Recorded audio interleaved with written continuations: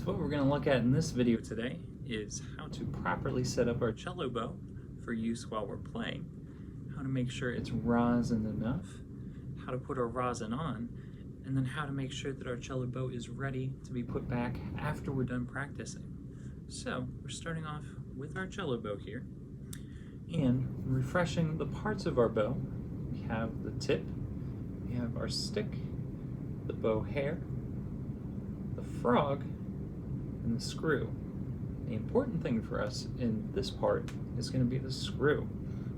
So what we're going to do is we're going to make sure we're holding the stick of the bow with our left hand, and then with our right hand we can turn the screw. So if we see here right now, my stick and my bow hair are close to each other. But if we take the screw and we turn it away from us, and give that a couple twists here, we're going to see that the space between the stick and the hair is actually going to start increasing. So what happens when we turn the screw is it's actually making the bow hair tighter here. It's actually pushing up against the stick, and it's putting a little more tension on our bow hair, so it's not as soft. So how tight do we want our bow? We want it to be just about as wide as our pinky at our smallest point. So point where it is closest between the hair and the stick. It's a little hard for you guys to see here, but it is right about here. So mine is close. I'm going to twist it just a little more there. My pinky fits pretty okay. The other thing we want to make sure though is that our bow has a smile here.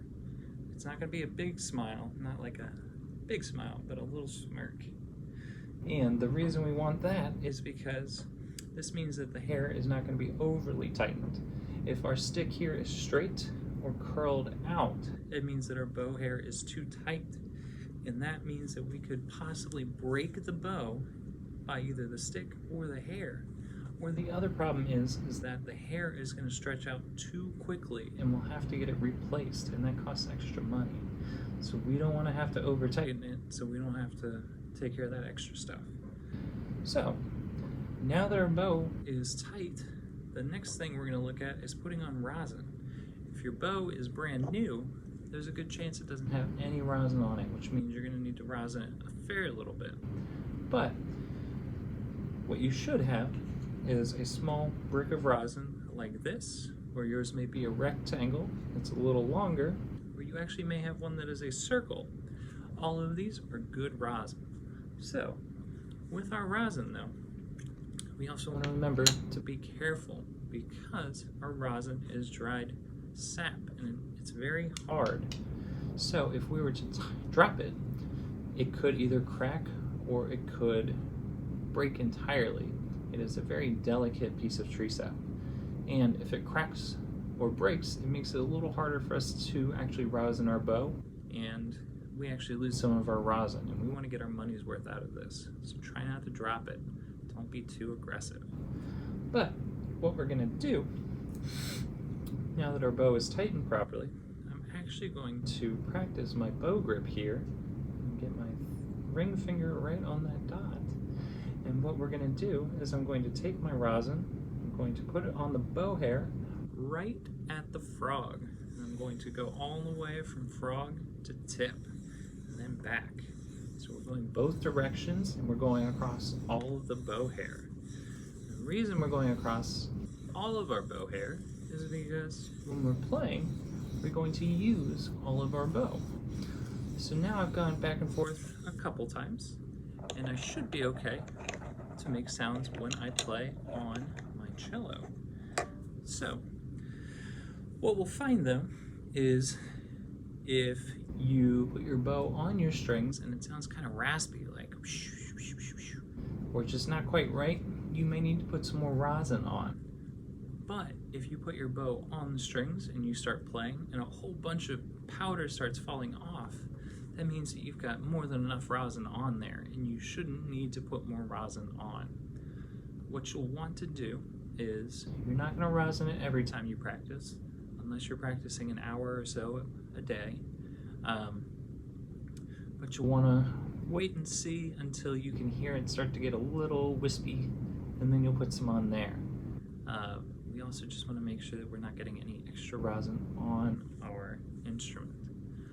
So, once we finish practicing, what do? Well, we're going to make this easier for ourselves, and not because we're going to leave our bow tightened for the next time that we practice, but we're going to actually loosen our bow so that way these hairs don't stretch out. So, to loosen our bow, holding the stick with my left hand again, I'm going to take my right hand, I'm going to turn the screw towards me. So remember to tighten, turn away, to loosen, turn towards me. So now my stick and my hair are pretty close, and that's right about where you're going to want it to sit when you're done loosening it. If we over loosen it, we can run into some problems. So, if we over loosen it, first thing that happens is our screw is going to fall out. And this is a problem because if you lose the screw, you can't use your bow because the screw holds the bow hair on. And if you see, if we let it go too far, it's going to pull out of here and damage the bow and the bow hair. Or, like we almost saw there, if the hair gets twisted, it's going to cause problems for us while we play. And that also is not going to be good. So, don't take the screw out too far. But let's go over that. So here we can see the hairs are still really loose. And then we're going to bring them to right about there. This is where I'm going to want to leave it for not practicing. So, do tighten your bow so that way it has a little bit of a smile to it. Don't give it a straight face or a frowny face. Do put rosin on if it's a new bow or if your instrument sounds kind of wispy. Don't put rosin on if there's a lot of rosin coming off your bow hair. Do remember to loosen your bow when you're done playing. We do want the hair and the stick to be a little bit closer there. Don't over loosen your bow because we don't want to damage the hair or lose parts of our bow. Do have a lot of fun while you practice.